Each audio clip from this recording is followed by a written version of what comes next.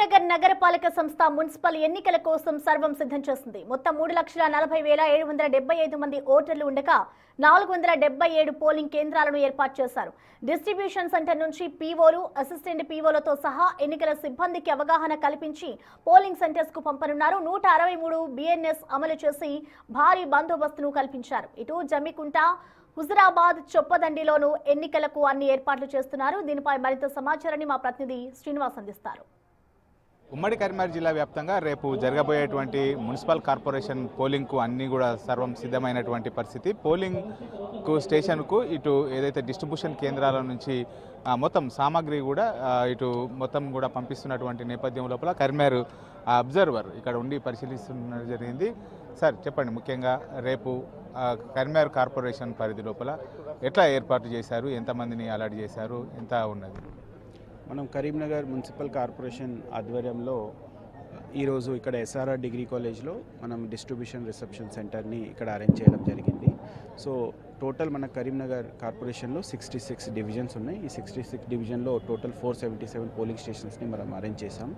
ఈ 477 పోలింగ్ స్టేషన్స్ని మనం distribution, reception, polling arrangements కోసం మనము కోఆర్డినేషన్ కోసం మనము 33 రూట్స్గా కూడా ప్లాన్ చేసుకున్నాం. ఈ 33 రూట్స్కి మనం 33 returning officers and 33 zonal officers కూడా మనకి అపాయింట్ చేసుకున్నాము.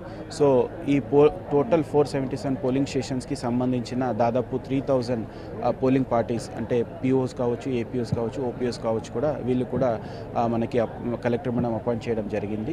వీరు మా దాదాపు ఇప్పుడు 70 to 80% అందరు పోలింగ్ పార్టీస్ కూడా ఇప్పుడు ఆల్రెడీ డిస్ట్రిబ్యూషన్ సెంటర్కి వచ్చేసారు. ఇంకొక 30% వస్తున్నారు. సో మనం దాదాపు బై 1 o'clock or 2 o'clock అన్ని మటీరియల్ కూడా వాళ్ళకి హ్యాండ్ ఓవర్ చేసి ఇక్కడ డిస్ట్రిబ్యూషన్ అన్ని కంప్లీట్ చేసుకుంటాం. అంటే ఏ సమయం వరకు పోలింగ్ కేంద్రాలకు సిబ్బంది చేరుకునేటువంటి అవకాశం ఉంటుంది? అట్నే సమస్యాత్మకమైనటువంటి ఏమైనా పోలింగ్ కేంద్రాలు గుర్తించారా సార్? ఈరోజు ఇక్కడ మనము మ్యాక్సిమం లంచ్ టైం వరకు ఇక్కడ డిస్ట్రిబ్యూషన్ అంటే వాళ్ళకి కావాల్సిన సామాగ్రి కావచ్చు, ballot papers, statutory, non statutory papers, తర్వాత బ్యాలెట్ బాక్స్ కూడా ఇక్కడ మనం అందరికీ డిస్ట్రిబ్యూట్ చేస్తాం.